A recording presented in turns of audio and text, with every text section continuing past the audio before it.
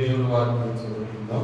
కీర్తన గ్రంథము 136 కీర్తన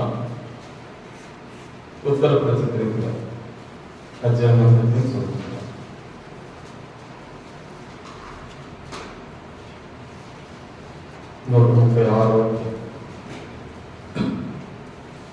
యెహోవా దయాళుడు, ఆయనకు కృతజ్ఞతాస్తుతులు చెల్లించుడి, ఆయన కృప నిరంతరమును.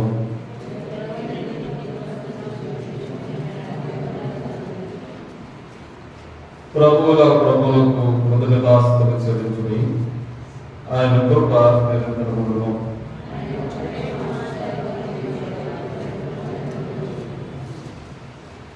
తన జ్ఞానము చేత ఆయన ఆకాశమును కలుగ చేసెను, ఆయన కృప నిరంతరమును.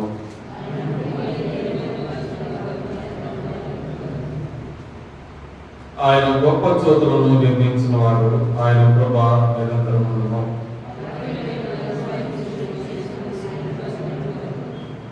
రాత్రి ఇరుటకు ఆయన చంద్రుని నక్షత్రములను చేసెను, ఆయన కృప నిరంతరమును.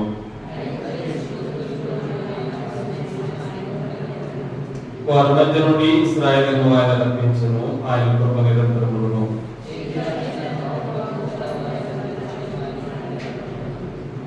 ఎర్ర సముద్రమును ఆయన పాయలుగా చేసెను, ఆయన కృప నిరంతరమును.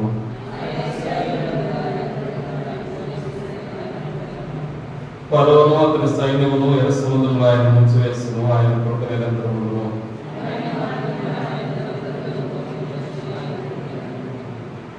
గొప్ప రాజులను ఆయన హతము చేసెను, ఆయన కృప నిరంతరమును.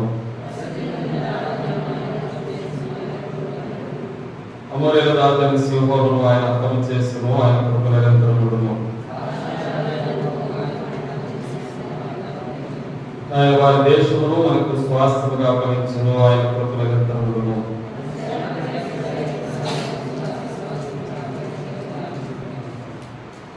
మనము దేని దశలో ఉన్నప్పుడు ఆయన మనం జ్ఞాపకం చేసుకున్నాను, ఆయన కృప నిరంతరమును.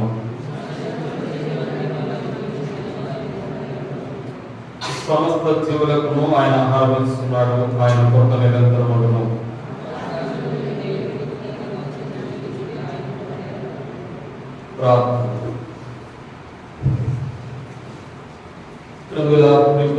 తండ్రి, పరిశుద్ధమైన దేవాలయం పొందడంలో ఈ ఘనమైన నామం స్తుతించి ఆరాధించి మహిమపరచినట్లు భూమి మీద మరొక శ్రేష్టమైన దినాన్ని మాకు అందించినందుకు స్తోత్రం. ఈ పరిశుద్ధమైనటువంటి మీ వాక్యం చేత గురుకల్పబడిన వారమై నింపబడేటువంటి ఆత్మతో నిండు హృదయంతో కృతజ్ఞతాస్తుతులు చెల్లించినట్లు నువ్వు మా పక్షంగా చేసిన మీ మేలులను ఉపకారాలన్నిటినీ స్మరించి జ్ఞాపకం చేసుకునేటువంటి వారిని ప్రభావాన్ని ఘనమైన నామం హెచ్చించి ఆరాధించడానికి సమయానికి వస్తున్నాం. సమయం వరకై దేవాన్ని ఎవరిని సిద్ధపరిచినావు, దేవాన్ని ఏర్పరచుకొచ్చినావు అని ప్రియులందరూ వారందరినీ మీ సంఘంలో తీసుకుని వచ్చి సంపూర్ణమైనటువంటి అద్భుతాన్ని కనపరిచినట్లు ఇంకొక దయచేసి కోరుతున్నాం. ఇప్పుడు వచ్చిన వారిని వందనాలు, కావాల్సిన వారిని తీసుకున్నాను. వారి పాటలో తోడైనందుకు ఇది వర్తమానం నిలబడుతుంది. నేను సేవకుని జ్ఞాపకం చేసుకుని మీ శక్తులు ఆత్మపరులు శక్తిని సేవకుని ఘనమైన నామ మహిమాత్మగా వాడుతున్నాను. క్రీస్తు ప్రభు ఘనమైన నామం స్తుతించి ప్రార్థించడం పెట్టుచున్నాను.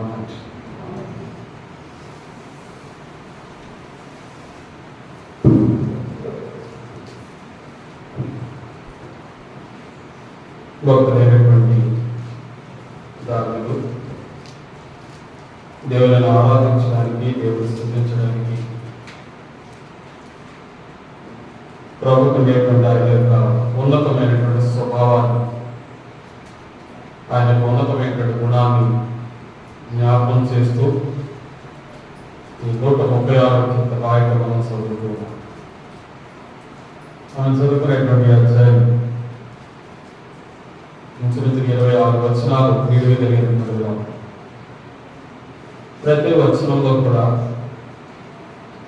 ఆయన కృపను గురించినటువంటి ప్రస్తావన భక్తులు జ్ఞాపకం చేయడం చూస్తాం. ఇంచుమించు 26 పర్యాయములు అనగా ప్రతి వచనంలో కూడా దేవుడు కృప గలవాడు, ఆయన కృప నిత్యమైనది అనేటువంటి విషయాన్ని ప్రస్తావించడం కనబడుతుంది. దేవుడి యొక్క కృప లేనిదే ఈ సృష్టిలో ఏదీ లేదు. సృష్టికి ఆరంభము, సృష్టి నిర్మాణానికి మూలము కృపే. మానవాత్మైనటువంటి మన యొక్క రక్షణకు దేవుడి యొక్క కృపే. నిత్యత్వ సంబంధమైనటువంటి సంగతులకు కూడా దేవుడి కృపే ఆధారంగా కనబడుతుంది. దేవుడి యొక్క లేఖనాలు ఆయన తన ఎంతో భయపెట్టినటువంటి వారి విషయమై ఆయన కృప ఎంతో ఉన్నతమైనదిగా ఉంచడానికి దేవుడు ఇష్టపడుతూ వస్తున్నాడు. 103వ కీర్తన మనం చదువుతాం. 11వ వచనం అంటాడు, భూమి కంటే ఆకాశం ఎంతో ఉన్నతముగా ఉన్నదో ఆయన ఎంతో భయభక్తులు గల వారి ఆయన కృప అంత అధికంగా ఉన్నది అని జ్ఞాపకం చేస్తున్నాడు. కనుక దేవునికి ఉన్నతమైనటువంటి కృప మరి ఈనాడు మనందరికీ అందుబాటులో తేబడినట్లు పరమతమైనటువంటి దేవుడు తన కుమారుడైనటువంటి యేసుక్రీస్తు ప్రభువుని లోకాలకు పంపించాడు. ఆయనే కృపా సత్య సంపూర్ణుడిగా మన మధ్య నివసించను అని లేఖనాలు రాయబడుతున్నాయి. ఈనాడు ఆయన కృపను మనం అనుభవించగలుగుతున్నాం. కృప వెంబడి కృప అన్నాడు. చూడండి, యోహాను సువార్త 1వ అధ్యాయం. యోహాను సువార్త 1వ అధ్యాయము ముందు 17వ వచనం చదువుదాం, తర్వాత 16వ వచనం చదువుదాం.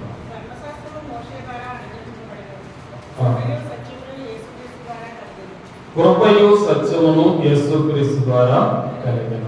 కనుక యేసుక్రీస్తే కృపకు మూలమైనాడు, కృపకు ఆధారమైనాడు. అంతేకాదు రోమపత్రిక 6:23 కూడా చెప్తుంది, కృప వరము మన ప్రభువైన యేసుక్రీస్తునందు నిత్య జీవం అని రాయబడుతుంది. కనుక నిత్యమైనటువంటి ఆ జీవము, నిత్యమైనటువంటి ఆ మహిమ కృపతోనే ఆధారం చేయబడేటువంటిగా ఇక్కడ 16వ వచనంలో రాస్తున్నాడు, ఆ కృపను మనం పొందినట్లుగా దేవుడు ఉద్దేశించినాడు. చూడండి, ఆయన పరిపూర్ణతలో నుండి మనమందరము కృప వెంబడి కృప. అంటే దినదినము నూతనమైనటువంటి కృప, నూతనమైన వాత్సల్యం. ఇలా వాక్యంలో ఎన్నో రాస్తుంటాడు, ఆయన కృప గలవాడు, ఆయన వాత్సల్యత మన విషయమై ఎడతెగక నిలుచుతున్నది. ప్రతి ఉదయం ఆయన తన కృపను మన కొరకే వెల్లడిపరిచింది. కృప చేతని ఆద్యంత స్థితిని మన విషయమై కలిగినటువంటి దేవుడుగా చూస్తాం. మరి ఆయన కృపగల దేవుడు కనుక కేవలమైన మన వంటి వాడా, మన వలె సామాన్యమైనటువంటి వాడా అనంటే దేవుడికి లేఖనాలు జ్ఞాపకం చేస్తుంది. 136 కీర్తన 1-3 వచనాలు రాయబడుతుంది, ఆయన ప్రభువులకు ప్రభు, రాజులకు రాజు. ఆయన కృప చూపించడానికి మన వలె మన స్థాయి అయినటువంటి వాడు కాదు, మనకంటే గొప్పడు వాడు. ఆయన గురించి మరి ప్రవక్త యెషయా రాస్తూ వచ్చాడు, ఆయన మహాగణుడు, మహోన్నతుడు, పరిశుద్ధుడు, నిత్య నివాసి అయినటువంటి వాడు. అయినప్పటికీ కూడా ఆయన యొక్క కృప ఎలాంటిదిగా ఉంది? ఎవడు దీనుడై వినయము గలవాడై ఉన్నాడో, వణుకుచున్నాడో వారిని సృష్టించేకుంటున్నాడు. అది 136 కీర్తన 8వ వచనం అంటాడు, ఆయన మహోన్నతుడైనను దీనులను. కృప అనేటువంటిది ఏం చేస్తుందంటే మన విషయమైనటువంటి జాలి పుట్టిస్తుంది. అది దైవికమైనటువంటి స్వభావం, దేవుడికి మంచితనం, మంచి లక్షణం. దేవుడు అన్నాడు నిర్మాకాండం 2వ అధ్యాయంలో దేవుడు మోషేతో మాట్లాడుతూ, నా మంచితనం అంతా నేను చూపిస్తాను. ఇలా మంచితనం అనుకుంటే ఏం చూపిస్తాడు? అది 34వ అధ్యాయంలో దేవుడు చెప్పాడు. 6వ వచనం చదవండి, నిర్మాకాండం 34:6. దేవుడి యొక్క మంచితనం అక్కడ ప్రకటించబడుతుంది.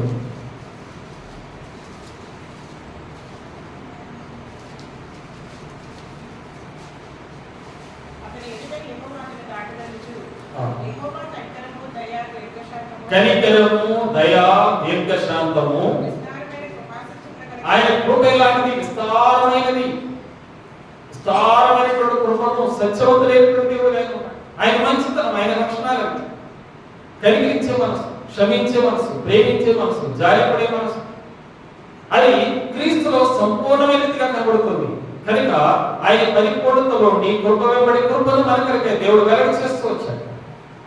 ఇక్కడ ఆయన ఏమైనా సామాన్యమైనటువంటి వాడు కాదు, ఆయన మహోన్నతుడు, ఈ సృష్టికి కర్త, నిర్మాణకుడు. మరి ఆయన లేదే ఏమీ చేయబడలేదు. ఆయన ఉండేటువంటి శక్తి, ప్రభావం, అధికారం, బలము ఇవన్నీ కూడా జ్ఞాపకం చేస్తుంది. ఆయన రాజులకు రాజుగా ఉన్నాడు, ప్రభువుగా ఆయన గురించి కీర్తనకారుడు ఆయన గురించి జ్ఞాపకం చేస్తున్నాడు. దేవునికి కృతజ్ఞతాస్తుతులు చెల్లించాలి. ఎందుకంటే ఆ దేవాది దేవుడిని పరలోకం ఆరాధిస్తుంది. 20 నలుగురు పెద్దలు ఉన్నారు, ఏం చేస్తున్నారు? 4వ అధ్యాయం ప్రకటన గ్రంథంలో తమ కిరీటంలో ఆయన పాదముల మీద వేసి దగ్గర పెట్టి తమ తలలు వంచి ఆయన ఎదురు సాష్టాంగ పడుతున్నారు. నీవే ఘనత, మహిమ, ప్రభావములు పొందనప్పుడు వారు చెప్పచ్చు. ఆయన ఏం చేస్తున్నారు? కృతజ్ఞతాస్తుతులు. అది కాదు, కోట్ల కొలది సమూహం ఉంది పరలోకంలో, వారందరూ కూడా లెక్కింపబడినటువంటి ఇశ్రాయేలు యొక్క సమూహం అక్కడ కనబడుతుంది. ఒక్కొక్క గోత్రానికి కొన్ని లెక్కలకు రాదు. ఇంచుమించుగా 1,44,000 కనబడుతున్నారు. వారితో పాటు లెక్కింప శక్యము కానిటువంటి ప్రతి జనములో నుండి, ప్రతి వంశములో నుండి, ప్రతి జనాంగంలో నుండి చేరుకునేటువంటి లక్షలాది కోట్లాది లెక్కింప శక్యం కానిటువంటి ఆయన ఎదురు సాగుతుంది. కారణం ఏంటి? ఆయన దేవాలయం, ఆయన భూదాడు, ఆయన గర్భకు పాత్రుడు, ఆయన శక్తి, ఆయన ప్రభావం అలాంటి. ఆయన సర్వం మీద అధికారం. అందుకే కొలసి పత్రికలో ఒక వచనం చదువుదాం. చూడండి, కొలసి రాసిన పత్రిక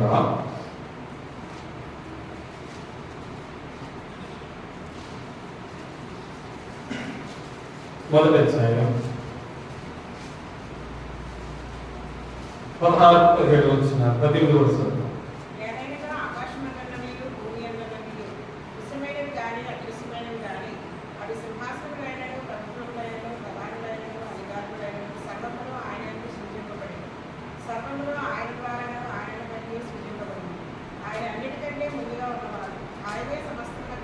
ఆయనే సమస్తమునకు ఆధారము. కనుక ఇవన్నిటినీ కలిగిస్తున్నటువంటి దేవాలయ దేవుడు, ప్రభువుల ప్రభు, ఆయన ఎలాంటి వాడు చెప్తున్నాడు? ప్రభుత్వం ఆయన యొక్క అధికారం చేతనే ఉన్నాయట, దృశ్యమైన సంగతులు ఆయనకి అధికారంలో ఉన్నాయట, అదృశ్యంగా ఉండేటువంటి సంగతులు ఆయన అధికారంలో ఉన్నాయట. ఇక్కడ పౌలు రాస్తూ అంటాడు, దృశ్యమైనవి అనిత్యులు, అదృశ్యమైనవి నిత్యములు అంటాడు. మరి అదృశ్యమైనటువంటి ఇంకా చాలా ఉన్నాయి, నిత్యమైనటువంటి సంగతులు ఉన్నాయి. వాటి మీద కూడా ఆయన కమేయండి. ఆయనే ఆయనే దేవుడు, ఆయనే ప్రభువు, ఆయన ప్రభుత్వము శాశ్వతమైనది అంటాడు. దానిని 7:14 జ్ఞాపకం చేస్తాడు. ఎందుకంటే ఆయన ప్రభుత్వం ఎన్నటికీ పడిపోయేది. లోకల ప్రభుత్వాలు అయితే కొంతకాలం ఉంటాయి.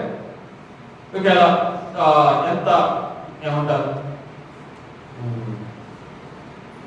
సంపూర్ణమైనటువంటి అధికారం దేశం మీద గ్రిప్లో పెట్టుకున్నప్పుడు కూడా ఆ వ్యక్తికి ఒక మరణదినం ఉంటుంది.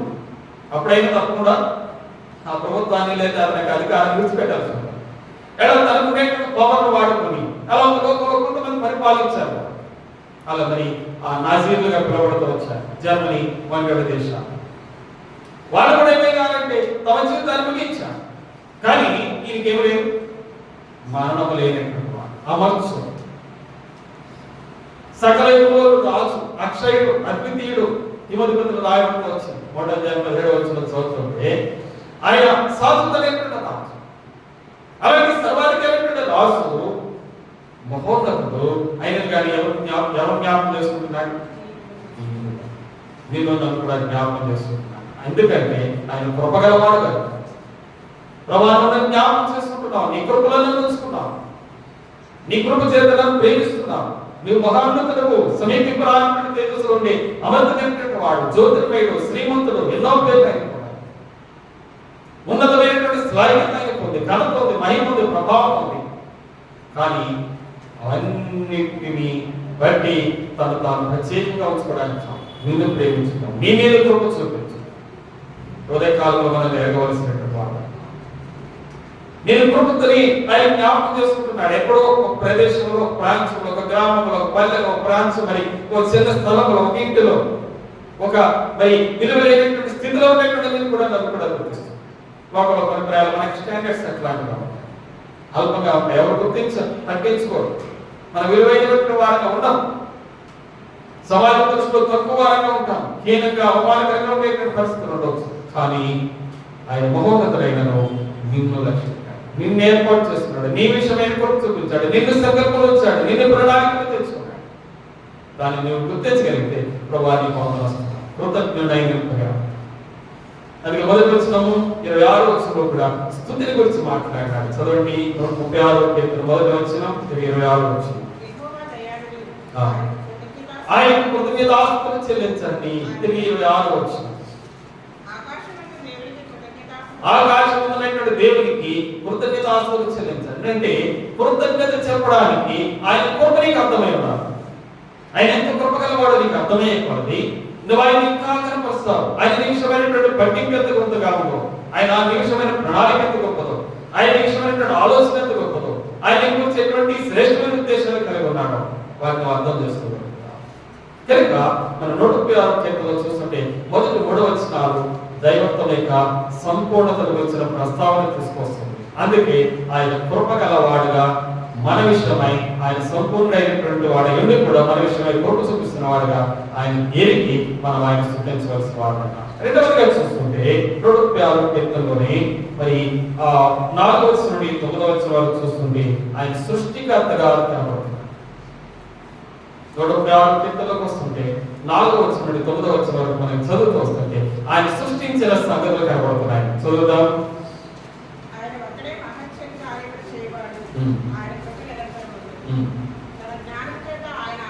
జ్ఞానము చేత ఆకాశాన్ని సృజించినాడు, భూమిని నీడ మీద పరిచాడు,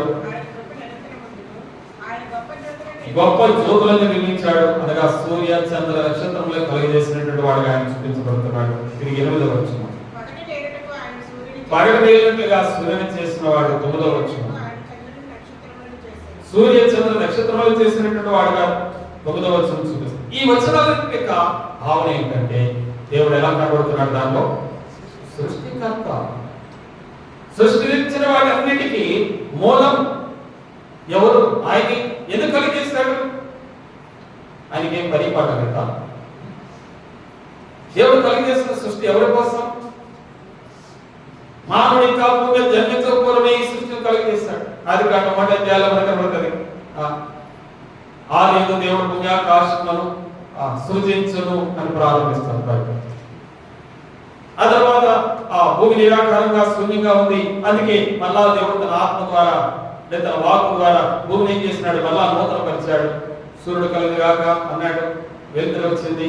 ఇలా మనకు భూమిని ఆ అందుకేటువంటి ఆ పశుపక్షాలను, వృక్షములను, జలచరులను, ఆకాశ పక్షులను ఇవన్నీ కలుగు చేస్తున్నాడు. ఇవన్నీ ఎవరి కోసం చేశాడు? ఈ సృష్టి ఎందుకోసము? నిన్ను ప్రేమించిన, నీవు నివసించడానికి అనుకూలంగా, నీవు లోకంలో ఉండి దానిని అనుభవించుతూ కృతజ్ఞుడమని ఆరాధించినట్లుగా ఈ భూమండలాన్ని లేక ఆకాశమును ఉండేటువంటి సూర్య చంద్ర నక్షత్రములను, కాలములను, సమయములను దేవుని కొరకైనా ప్రకటించాడు.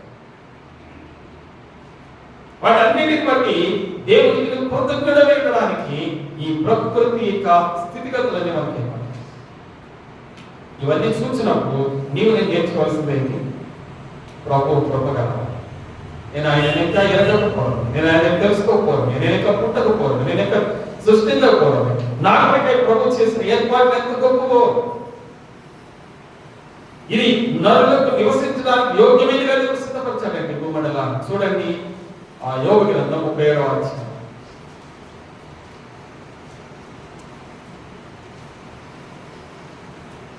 యోగ గ్రంథం 37వ అధ్యాయం 12వ వచనం.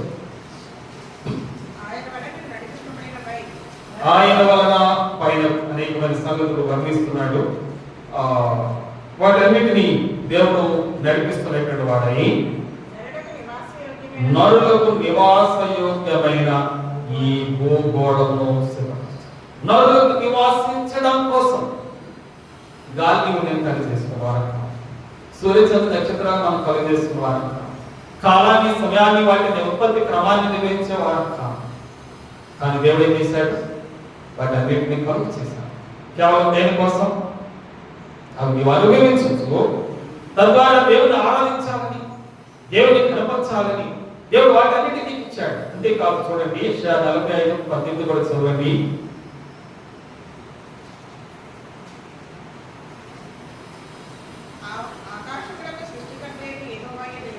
ఆకాశములకు సృష్టికర్త అయిన యెహోవాయే దేవుడు, ఆయన భూమిని కలుగ చేసి దాన్ని సిద్ధపరిచాడు, నీ కొరకు దాన్ని సిద్ధపరిచాడు. మరి నేల మీద పరిచిన వాడు అని రాస్తున్నాడు 46 కీర్తనలో. భూమిని నేల మీద పరిచాడు. మన మీద పునాది వేయాలంటే రాతి మీద రాయి వేసి దానికి ఇంకా చక్కగా అనుకూలంగా ఉందో లేదో ఇంజనీర్ గారు తెలుసుకొని అక్కడ ఫౌండేషన్ వేస్తే అప్పుడు బిల్డింగ్ నిర్మాణం. కానీ దేవుడు ఫౌండేషన్ ఎక్కడ వేశాడు? నేల మీద వేశాడు. మరి నేల మీద ఫౌండేషన్ ఉంటే నేల మీద ఎలాగవుతుంది? అదే సృష్టికర్త యొక్క మహాత్మ యొక్క గొప్పతనం. ఆయన ఈ భూమిని నీ కొరకే నా కొరకే సారవంతమైనదిగా సిద్ధపరిచాడు. ఈ భూమిని నీ కొరకే ఆరోగ్యదాయకంగా సిద్ధపరిచాడు. సైంటిస్ట్ చెప్తున్నారు దీనికి భూగోళం మరి ఈ అనంత లోకంలో ఎక్కడ కానీ భూమండలం కొన్నంత ఫెసిలిటీస్ లేవు. కానీ దాన్ని ఏం చేస్తున్నారు? పాటు వేసుకున్నారు. అది వేరే విషయం, మనుషులు చేసే పొరపాటు. అయితే దేవుని మహాకృప నీ కొరకే నా కొరకే గొప్పదిగా ఉండవు. ఆయన కృపగలవాడు. నిన్ను ప్రేమించి భూమి మీద నీ జీవిత కాలంలో కొంతకాలం ఈ లోకంలో ఉండాలి. ఇక్కడుండి ఆ పరిశుద్ధ దేవుని గుర్తించాలా, ఆయన చేసిన మేలును గుర్తించాలా, ఆయనను మహిమపరచాలా. అందుకొరకే దేవుడు నీ కొరకే ఈ సృష్టి అంతని చేశాడు. ఆకాశం నీ కొరకే, భూమి నీ కొరకే, సూర్యచంద్ర నక్షత్రం నీ కొరకే, గాలి నీరు నీ కొరకే, ఇవన్నీ కూడా నీ కొరకే. మనం ఇంకా భూమి మీద బ్రతకూడమే తన ఉన్నతమైన ప్రణాళికలో ఉండడం. ఇక ప్రకృతి సంబంధమైనటువంటి వీటిని గురించి మనం ఆనందిస్తుంటే దేవుడు ఇంకేం చేస్తున్నాడంటే క్రొత్త ఆకాశమును క్రొత్త భూమిని కలుగ చేస్తున్నాడు. దాని యొక్క నీతి నివసిస్తుంది అని లేఖనాలు.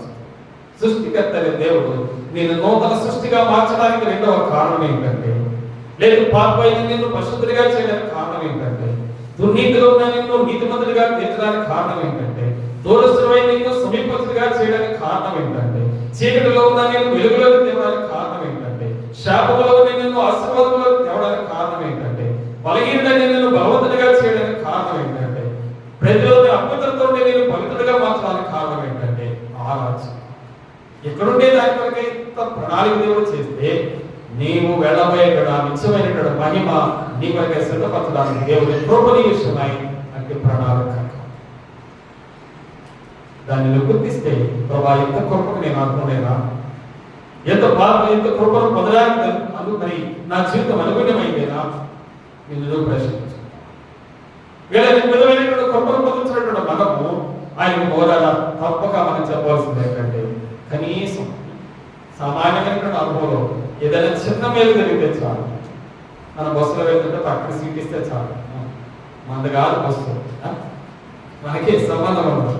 ఏమంటారు తక్కువ థ్యాంక్స్. ఏదైనా చిన్న వస్తువు, చిన్న పని, చిన్న సహాయం చేస్తేనే థ్యాంక్స్ చెప్తారు కదా.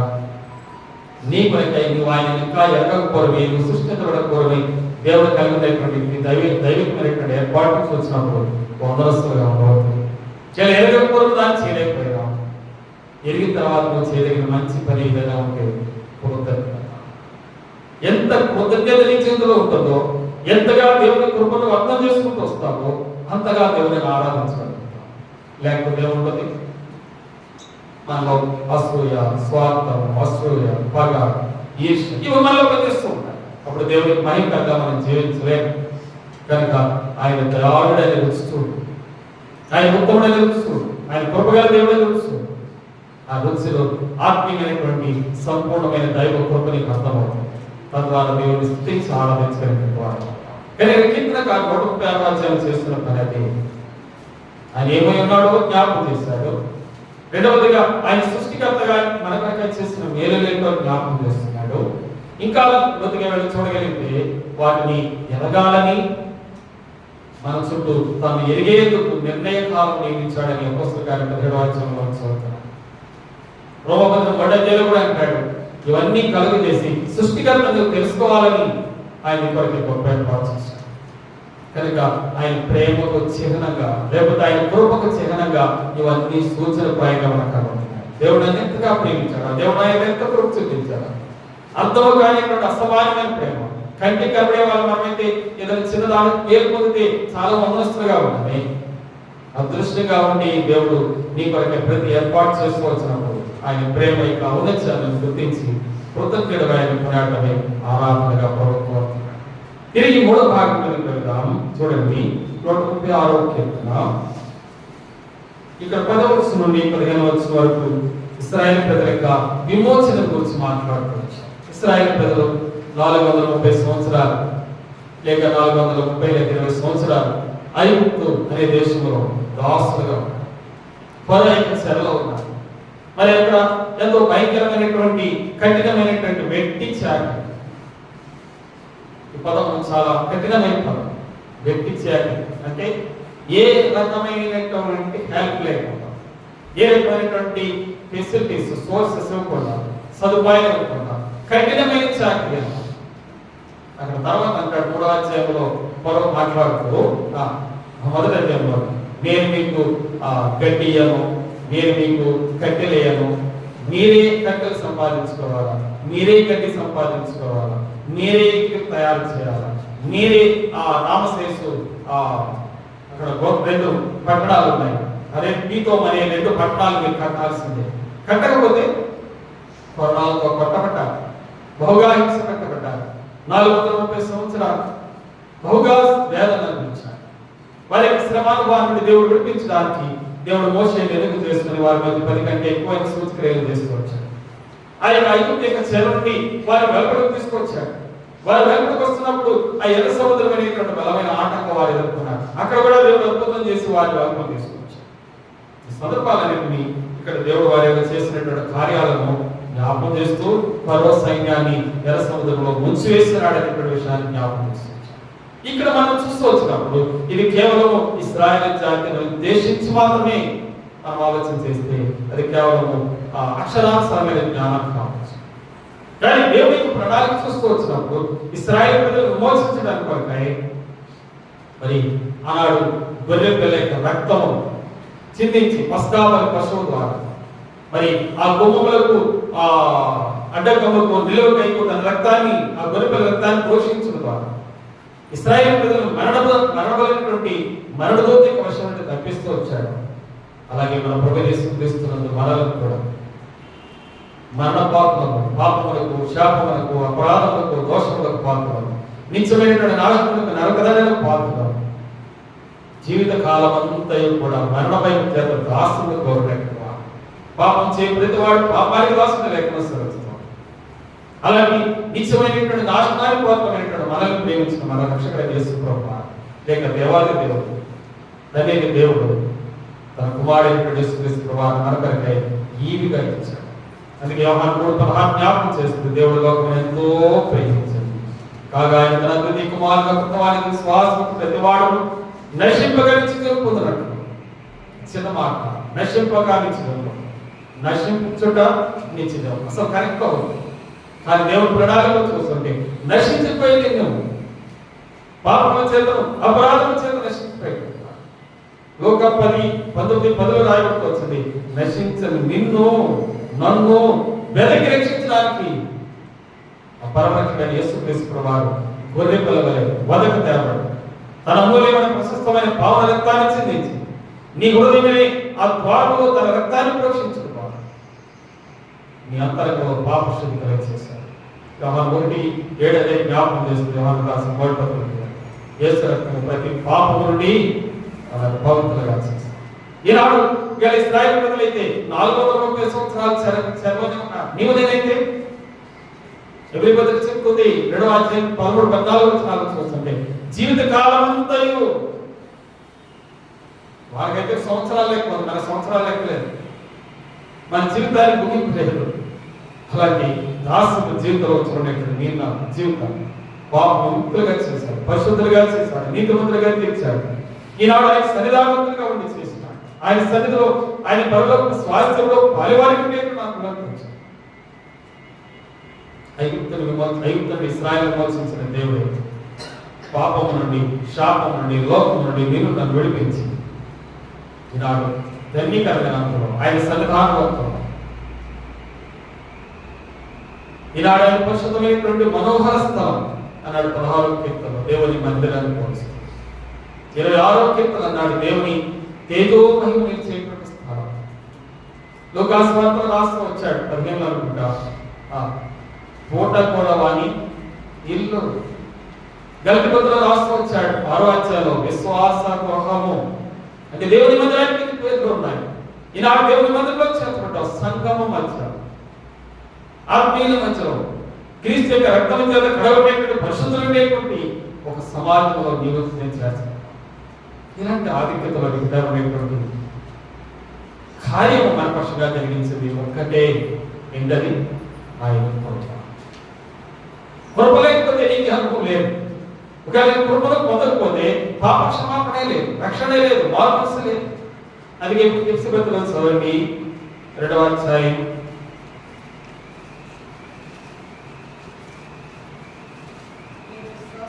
5. మీరు విశ్వాసము చేత కృప చేతనే రక్షింపబడి ఉన్నారు.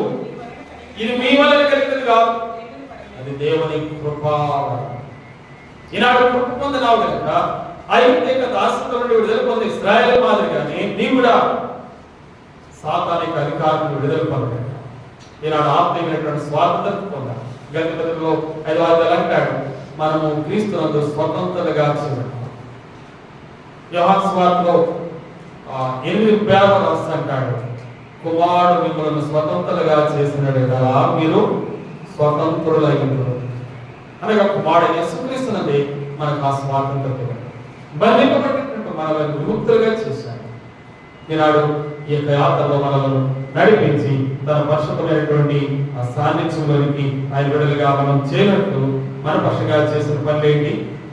ఆయన ఆశ్చర్యకారం ఇచ్చేవాడు. ఆయన ఒక్కడే, చూడండి 4వ వచనం, ఆయన ఒక్కడే. ఈ జగన్ మరొకరు లేరు, మరొకరు కృప చూపిస్తారనడానికి లేదు, మరొకరు చేస్తారనడానికి లేదు. ఆయన ఒక్కడే. అందుకే మరి ఏ నామమున రక్షణ పొందలేమంటాడు పేతురు మాట్లాడుతూ అపొస్తలుల గారు 4:12 అంటాడు, మరి ఏ నామమున రక్షణ పొందలేము. ఆకాశం కింద భూమి మీద ఉన్న మరి ఏ నామము కూడా నీకు రక్షణ. ఆయన ఒక్కడే. కనుకనే ఆ ఒక్కడే నీకు దొరికాడు. ఆ ఒక్కడే నువ్వు పట్టుకోగలిగా. ఆ ఒక్కడే ఇంకా ప్రత్యక్షత నీకు ఇవ్వలేదు, ధన్యుడయ్యా. ఆయన కూడా ఎలాంటి వాడంటే కృపగలగ వాడు కాకపోతే ఆయన ఏం చేయాలి? శిక్షించాలి, దండించాలి, ధర్మశాస్త్ర ప్రకారం శిక్ష విధించాలి. అనేక లోపాలు, మన పాపాలు. కానీ ఆయన మనం శిక్షించలేదు. అందుకే 3వ అధ్యాయం యోహాను సువార్త ప్రభు మాట్లాడుతూ నికోదేముతో అంటాడు, నేను రక్షించడానికి వచ్చాను, తీర్పు తీర్చడానికి నిన్ను రక్షించాను. ఈనాడు ఆయన పరిశుద్ధమైనటువంటి గొప్ప రక్షణ కార్యం కనుక దాన్ని బట్టి నువ్వు నేనేం చేయాల్సి ఉంది? ప్రభా, ఇంత మేలు చేసిన నీకు నేనేమి రుణం తీర్చుకుంటా. రక్షణ పాత్రను చేయబోని నేనేం చేస్తాను? దేవుని యెహోవా నామమును కీర్తిస్తానంటాడు. మనం ఏమి మళ్ళా ప్రతిఫలం ఇవ్వలేము. మళ్ళా భూమిని కొత్త భూమిని తయారు చేసి దేవుడికి ఇవ్వలేము, కొత్త ఆకాశాన్ని దేవుడికి తయారు చేసాము. కనీసం మనకి ఇసుకతో తయారు చేయలేదు కదా. పిల్లలు వెళ్తూ ఉంటారు కదా, బీచ్కి వెళ్ళి వస్తూ ఉంటారు, కాళ్ళు పెట్టి చిన్న ఇసుకతోటి కరిగి కొంచెం గూడ చేస్తారు. ఈలో పక్కన వచ్చి ఏం చేస్తూ ఉంటారు? అల్లరి పిల్లలు ఉంటారు, వాళ్ళు చేసిన దాన్ని పాడు చేసి వస్తుంటారు.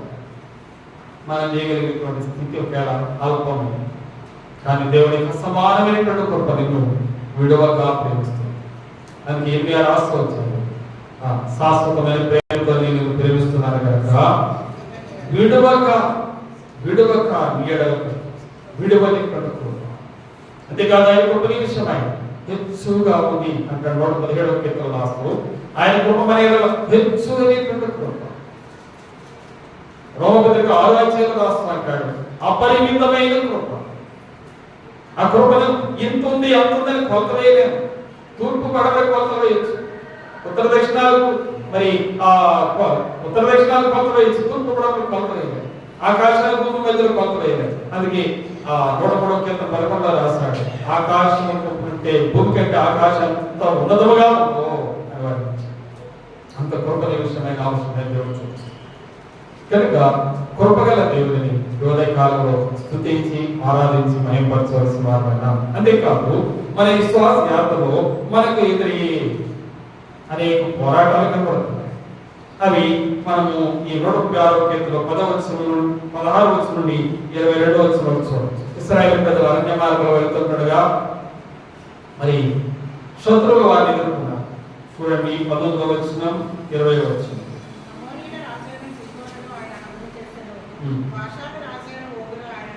శత్రువులు ఎదురయ్యారు. మన వెలపడికి వచ్చిన తర్వాత శత్రువు ఊరుకోడు. ప్రభునందు విశ్వాసం తర్వాత సాతాను నెమ్మదిగా కూర్చోడు. ఎందుకని? అంతకుముందు వాడి సేవలో ఉన్నాం కదా, వాడి బానిసలు, వాడు ఏం కావాలంటే అట్లా చేయించుకున్నాడు. ఫరో కూడా ఎదురు ధర్మాడు. వాళ్ళకి ఏమన్నా చక్కగా మంచి వెండి బంగారం ఇచ్చి మర్యాదకు పంపిద్దాం, సన్మానం చేస్తామని వెనకాల పరిగెట్టుకు వచ్చాడు. కానీ కాదు, వాళ్ళని మళ్ళా దోసలుగా చేసుకుని చెరపట్టి వాళ్ళు ఉండేటువంటి వారందరినీ చంపి తనకు అనుకూలంగా మలుచుకోవాలని ప్లాన్. కనుక ఇప్పుడు ఐక్యత మరి వారు సముద్రం దాటి వచ్చిన తర్వాత కూడా అక్కడగా ఉన్నారు. వాళ్ళ గురించి రాస్తుంటాడు. అమోరీల రాజు అని సిహోన్ ఉన్నాడు, భాషాను రాజు అనేవాడు ఓగు అనేటువంటి వాడు. ఈ ఓగు అనేటువంటి వాడి చరిత్ర చూస్తే అజారు వాడి మంచం ఇనప మంచం, 2 అడుగులు రాశాడు, 10 అడుగుల 15 అడుగులు ఉంటారు మంచం, 15-16 అడుగులు మంచం అంటారు, ఇనప మంచం. 6 మూరల వెడల్పు అంటారు, 16 మూరల పొడవు అంటారు. అంటే ఏమాత్రం ఉంటాడు చూడండి మనిషి. ఆయన ఎక్కేస్తూ ఆయన లాభం చూస్తే చాలా దారుణుడు ఓగనేటువంటి. అలాంటి మరి పరాక్రమం కలిగినటువంటి వారిని కేవలం ప్రార్థనతోని మోషే, యెహోషువ, అహరోను, హూరు వారి కలిసి ఐక్యతతో ప్రార్థన చేస్తూ వచ్చారు. నిర్మాకాండం 17వ అధ్యాయంలో చరిత్ర మనకు కనబడుతుంది కొంతభాగం. వారు మోషే చేతులెత్తి ప్రార్థన చేస్తున్నంతసేపు మరి విజయము ఇశ్రాయేలు ప్రజలకు ఉండవచ్చు. మోషే చేతులు ఆగి చేతులు దించినంతసేపు శత్రువులకు విజయం వస్తుంది. మీకు సహకారంతో వారు ప్రార్థన చేసి ఐక్యతతో ప్రార్థనతో వారి సమస్యలు ఎదుర్కోవచ్చు. విశ్వాసమైన మనం కూడా మన కృపగల దేవుడు మనకు కూడా ఎదురవుతారు. ఎవరు? ఓగులు, సీహోనులు, ఫరోలు, వీళ్ళు కూడా ఎదురవుతారు మన విశ్వాస యాత్ర.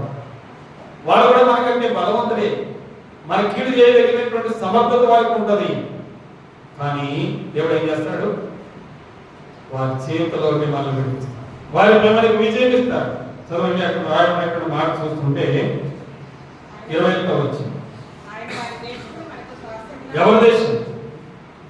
బలాఢ్యులైనటువంటి వారి దేశాన్ని, పరాక్రమమైనటువంటి వారి దేశాన్ని, ఇశ్రాయేలు ఉండేటువంటి ఎంతో మరి అన్యులైనటువంటి వాళ్ళు, ఎంతో కఠినమైనటువంటి వ్యక్తులైనటువంటి వారిని జయించి దేవుడు ఏం చేస్తున్నాడు?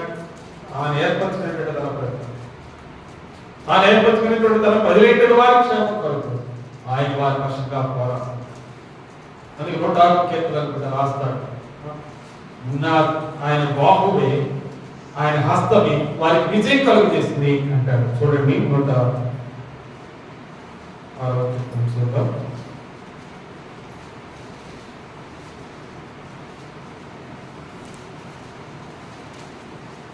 విజయము వారి వల్ల కలిగేది కాదని దేవుడే వారిని విజయవంతులుగా వచ్చినాడని మరి కీర్తనకారుడు జ్ఞాపకం చేయడం మనం చదువుతాం.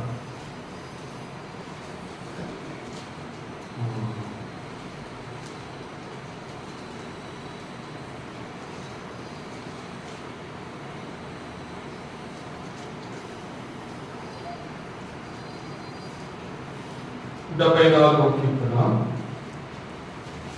12వ వచనం నుంచి చదవండి.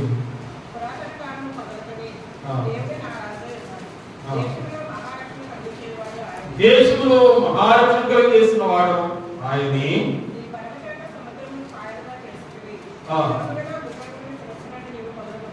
కనుక చూడండి, దేవుడి యొక్క శక్తితో కూడిన కార్యాలకు వచ్చి అక్కడ వర్ణిస్తున్నాడు. ఇంకా మరొక చోట ఉంటుంది, ఆయన బాహుమే, ఆయన హస్తమే వారికి విజయం కలిగజేస్తూ అన్నాడు. 44వ కీర్తన 3వ వచనం చదవండి. వారు తమ ఖడ్గం చేత దేశంలో స్వాధీనపరచుకోలేదు, వారి బాహువు వారి ఖండబలం వారికి విజయం ఇవ్వలేదు. దేవుడే వారి యందు కటాక్షించాడు లేక కృప చూపాడు కనుక నీ దక్షిణ హస్తమే, నీ బాహువే, నీ ముఖకాంతి దేవుని ప్రజలైన వారికి విజయం తెలుసు. విజయం పొందింది వేళగా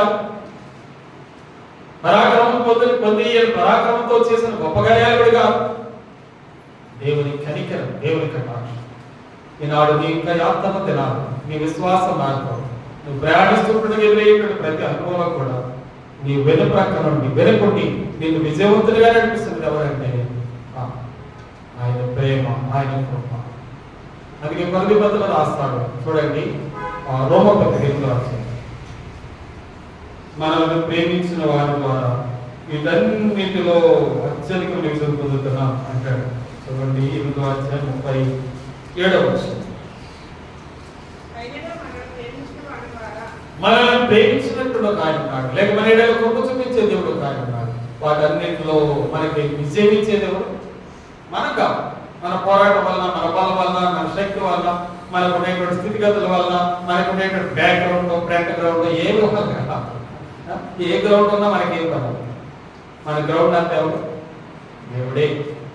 ఆయన మనకి అన్ని రకాలైనటువంటి ప్రొటెక్ట్ చేస్తాడు, అన్ని రకాలుగా విజయం ఇస్తాడు. మనం ఏమి సహాయిస్తున్నాం ఆయన ప్రభు తన ప్రజలైనటువంటి వారిని ఈ విధంగా నడిపిస్తున్నాడు.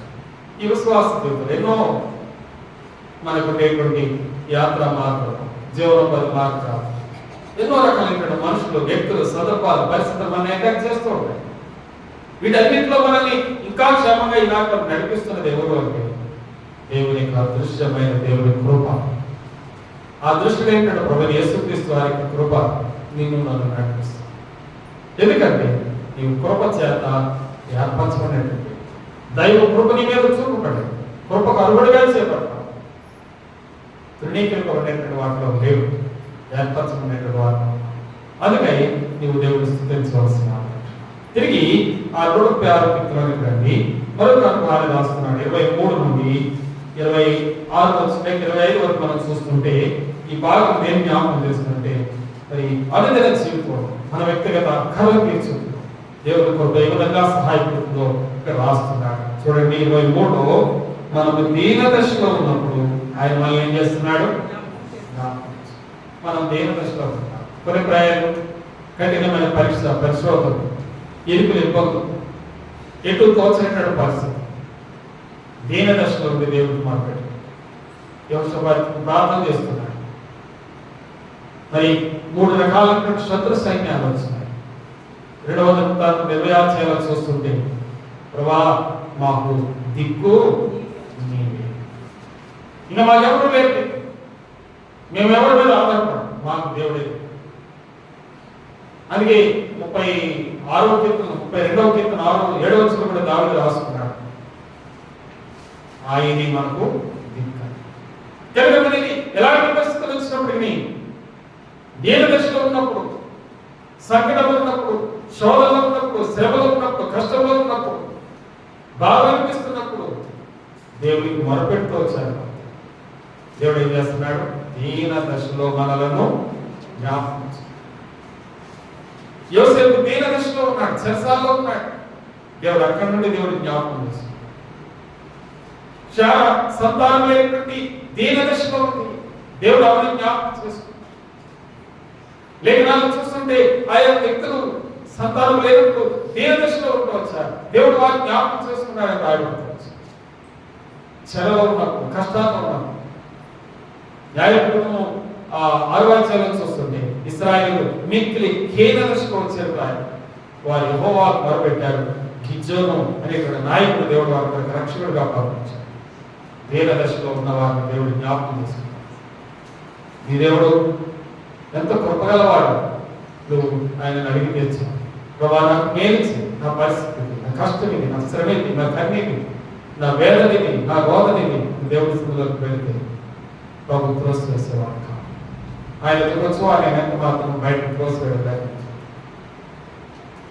ఆదరించడానికి, రక్షించడానికి సిద్ధంగా ఉండే దేవుడు. ఇరుకులో ఉన్నటువంటి నన్ను విశాలంగా తేవడానికి దీన దశలో మనం జ్ఞాపకం చేసుకునేది. ఇంకా ఆయన చెయ్యకపోతే మరి వచ్చింది. అందుకే 4వ వచనం ఏం చెప్పింది? 4 చదువుకున్నాం. ఆయన ఒక్కడే, మరొకడు లేదు. మరి ఎవరైనా చేసడానికి అవకాశం ఉంది. మా వల్ల కాదు అని చేతులు ఎత్తే పరిస్థితి అయిపోవచ్చు. కానీ ప్రభు మీద ఆధారపడితే ఆయన కృపగల దేవుడు కనుక ఆయన మేలు చేస్తాడు. మన లేఖనాల్లో తెలుసు, ఒక స్త్రీ గురించి రాయబడింది. ఆమె అనేక మంది వైద్యుల దగ్గరికి వెళ్ళింది. కొన్న ఐశ్వర్యం అంతా ఖర్చు పెట్టింది, అనేక తిప్పలు పడింది. చివరిగా మరి ప్రభుత్వం వచ్చి వెనకటబడి ఆయన వస్త్రము తన బలహీనతను విడుదల సమాధానం పొంది తిరిగి వెళ్ళినట్టు మరి లాజరు అప్పటికే చనిపోయి 4 దినాలైంది. సహోదరుడు ప్రభా నువ్వు వెళ్ళొద్దండి, ఎందుకని వాసన వస్తుంది, దుర్గంధం వస్తుంది, దుర్వాసన వస్తుంది, వెళ్ళొద్దు, అయిపోయింది జరిగిపోయింది అని ప్రభుని వెనక ప్రభు దగ్గరికి వెళ్తాడు. లాజరు పైన అసమానమైనటువంటి సంగతి, అది మరణకరమైనటువంటి అనుభవం అయినప్పటికీ ప్రభు జాలి చూపించాడు. ప్రభు అసాధ్యమైన ఎదురని నమ్ముతున్నాను కనుక ప్రభు కార్యం చేస్తాడు. అబ్రహాం అన్నాడు, శారా గర్భము మృతతుల్యమైపోయింది. అబ్రహాం మృతతుల్య స్థితికి వెళ్ళిపోయాడు. దేవుని వాగ్దానాన్ని అన్నాడు. విశ్వాస విషయంలో సందేహం పడలేదు. విశ్వాసం వల్ల బలం పొందాడు. దేవుని కృపను పొందిన వాడై విజయవంతుడిగా ముందుకు సాగినట్టు ఆలోచిస్తాడు. ఈ రకంగా ఆలోచిస్తుంది లేఖనాల్లో అనుభవం మన దేన దశలో జ్ఞాపకం చేసుకుని మన కృప చూపించే దేవుడిని ఈనాడు నీ దేవుడుగా నా దేవుడు అంటాడు. అంతేకాదు మనది అర్థం. అందుకేమంటాడు 25వ వచనంలో చూడండి, సమస్త జీవులకు ఆయన ఆహారం ఇచ్చాడు. ఆహారం అంటే మనం తినే ఏమంటారు, రైస్ కాదు, లేకపోతే ఏదన్నా చపాతి, పరోటా, పొలక, అదే అవసరం. మన అక్కర్లన్నీ ఆకలి అనేది ఏంటి? అవసరత. మన అవసరతలన్నీ సమయోచితమైనదిగా ప్రతి అక్కర, ప్రతి జీవి కోరిక, మనుషులైతే కాదు సృష్టింపబడిన ప్రతి జీవి కోరిక కూడా ఆయన తీర్చుకునేటువంటి గొప్ప దేవుడు. అందుకే ఈ కీర్తనలో మనం గమనించదగిన విషయాలు 5-6 భాగాలుగా మనం జ్ఞాపకం చేసుకున్నాం. వీటన్నిటిలో దేవుని యొక్క అసమానమైనటువంటి దైవ కృప స్పష్టంగా ప్రతి వచనంలో ఆకాశం కలిగేసినప్పుడు ఆయన కృపను గురించి మాట్లాడాలి, భూమిని కలిగేసినప్పుడు ఆయన కృపను గురించి మాట్లాడాలి. ఒకవేళ నీకేది నాకేది రక్షణ ఇచ్చాడు వారు కానీ అతని వాడిని దేవుని స్తుతిద్దాం, సరిపోతుంది కదా. నువ్వు కలిగితే పూర్వమే కృప నిన్ను వెంటాడింది. ఈ సృష్టిని కలిగజేసిన కృప, నిన్ను దాని అంతరిక్షపు చేసిన కృప, అపవాది చేతిలో చిక్కుబడి నిన్ను దాసత్వమును విడిపించిన దేవుని కృప, విమోచించిన దేవుని కృప. అంతేకాదు యాత్రలో వెళుతుండగా అనేది అక్కర్ల తీర్చుంటూ చాలినటువంటి కృప, శత్రువులు ఎదుర్కొంటూ వచ్చినప్పుడు శత్రువుల చేతుల పై విజయమిస్తున్నటువంటి దేవుని కృప, దీన దశలో ఉన్నప్పుడు మన అక్కర్లను జ్ఞాపకం చేసుకునేటువంటి కృప, సమస్త జీవుల అక్కర్లు తీర్చడానికి అనుదినము నూతనమైన కృప వాత్సల్యత మనుషులై చూపించే దేవుని కృప, నిత్య జీవ పర్యంతం చూడేటువంటి యేసు యొక్క కృప. అదే రోమపత్రిక 6:23 జ్ఞాపకం చేస్తుంది. మన ప్రభువైన యేసు క్రీస్తునందు నిత్య జీవం, ఆయన కృపావరమైనటువంటి నిత్య జీవ పర్యంతం ఆ కృప నీ కొరకై నా కొరకై ఇస్తున్నట్టు ఆ ప్రభువును ద్వారా స్తుతించున్నాం. కీర్తనకారుడు 1వ వచనంలో జ్ఞాపకం చేశాడు, 26వ వచనంలో జ్ఞాపకం చేశాడు. ఏమన్నాడు? దేవునికి కృతజ్ఞతాస్తుతులు నీవు నేను చేయవలసిన కృతజ్ఞతతో ఆయన స్తుతించుతాం, ఆయన ఆరాధించుతాం, ఆయన ఘనమైనటువంటి నామము హెచ్చించినట్టు గొప్ప ఆత్మ ద్వారా మనల్ని సిద్ధపరుచుకున్నాం. ఆరాధనకు వెళదాం. వెళ్ళకపోవడం పాట.